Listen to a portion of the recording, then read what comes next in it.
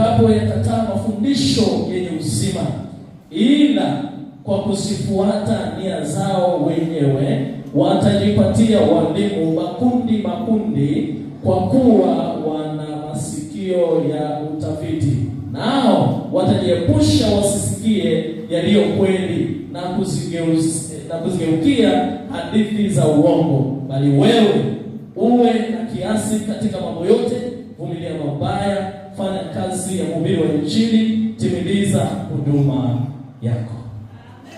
Amen.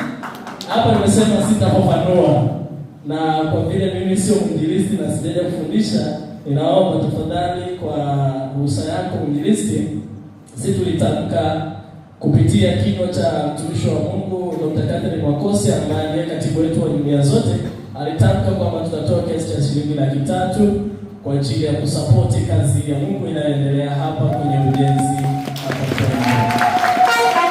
Sasa aliniagiza kwamba nikabidhi, sasa sijajua kama itakuwa kwa ruhusa yako, kwamba nikabidhi mwenyekiti wa kamati ya ujenzi.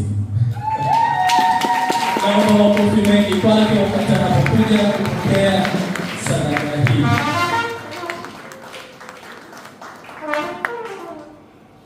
Amen, amen. Mungu akubariki sana baba. Amen, amen. Barikiwe sana. Amen. Basi amen, amen, amen. Mungu akubariki sana mama. Nishukuru tena kwa mara nyingine. Amesema nikisimama hapa hata kama sikutaja